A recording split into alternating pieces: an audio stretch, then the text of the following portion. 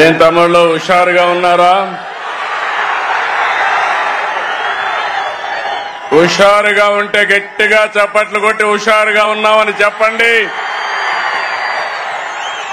శభాష్. గౌరవనీయులు జనసేన అధ్యక్షులు, నాకు అత్యంత మిత్రులు, పవర్ స్టార్, అదేవిధంగా రాజకీయాల్లో ప్రజల కోసం అలుపెరగని పోరాటాలు చేస్తూ నేను చేసే అన్ని మంచి పనులకు సహకరిస్తున్నటువంటి పవన్ కళ్యాణ్ గారికి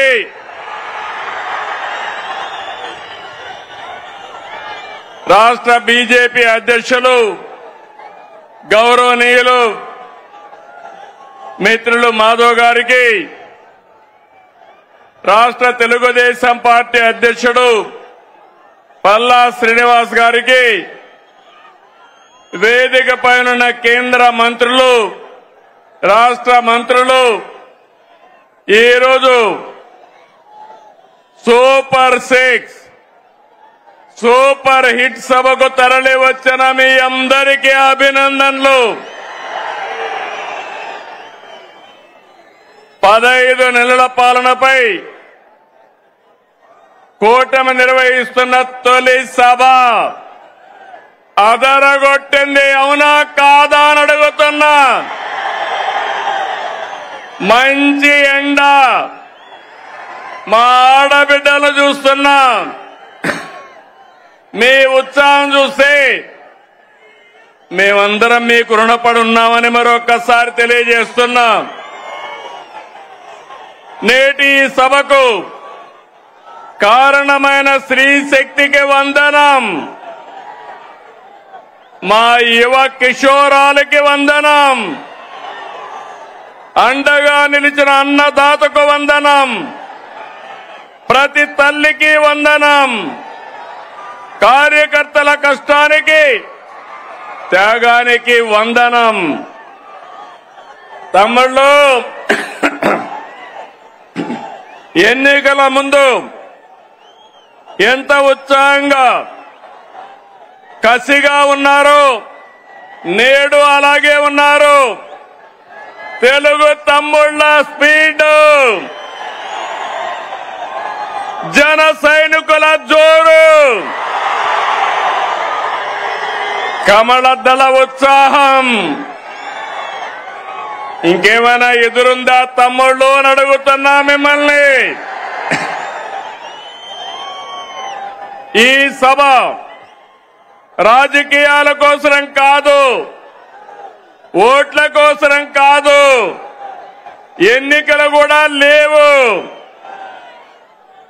ఇదొక బాధ్యత కలిగిన ప్రభుత్వం, జవాబుదారీ ఉండే ప్రభుత్వం, ఇచ్చిన మాట నెరవేర్చిన ప్రభుత్వాన్ని చెప్పడానికి అనంతపురానికి వచ్చామని చెప్పి కూడా నేను మీకు తెలియజేస్తున్నా.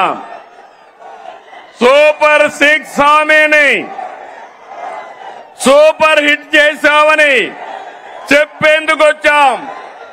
మీ ఆశీర్వాదం, మీ భాగస్వామ్యం కోసం ఇక్కడికి వచ్చామని నేను మీకు తెలియజేస్తున్నా. ఇప్పుడే కేశవ్ గారు చెప్పారు, బాధ్యత అంటే నేపాల్లో ఆందోళన జరుగుతున్నాయి. అక్కడ ఆందోళన జరిగితే 200 మంది తెలుగు వాళ్ళు అక్కడ చిక్కుకుపోయారు. ఆ సమయంలో ఎవరైతే హెచ్ఆర్ మినిస్టర్ ఉన్నాడో లోకేష్ గారిని రియల్ టైం గవర్నెన్స్ లో ఉండి మానిటర్ చేయమని ఆదేశాలు ఇచ్చాను. ఇది జవాబుదారీతనం, అవునా కాదా అని మిమ్మల్ని అడుగుతున్నా. సంక్షేమం అంటే ఓట్ల రాజకీయం కాదు. సంక్షేమం అంటే తాత్కాలిక అవసరాల్ని తీర్చడం కూడా కాదు. సంక్షేమం అంటే పేదల జీవితాలు మారాలి. పథకాలు అంటే పేదల జీవన ప్రమాణాలు పెరగాలి. అందుకే అన్ని వర్గాలతో చర్చించి 2024లో సూపర్ 6 హామీ మీకు ఇచ్చాం. ఇంకొక పక్క 2023 మే నెలలో 28వ తారీఖున రాజమండ్రిలో మహానాడు జరిగింది. సూపర్ 6ను ప్రకటించాం. అదే సమయంలో కూటమి మేనిఫెస్టో కూడా ఇచ్చి మేమందరం కూడా సమిష్టిగా కష్టపడి ఇవన్నీ కూడా నెరవేర్చడానికి ముందుకు పోతున్నాం. 2004 ఎన్నికలు చరిత్రను తిరగా రాశాయి. తమిళలో కని ఇని ఎరుగని రీతిలో 57% ఓట్లేశారు. 94% స్ట్రైక్ రేట్ వచ్చింది. 164 సీట్లు గెలిపించారు. ప్రతిపక్షానికి హోదా లేకుండా చేసిన మీకు మనస్ఫూర్తిగా అభినందనలు. ఇంకొక పక్క 21 లోకసభ సీట్లు గెలిపించారు.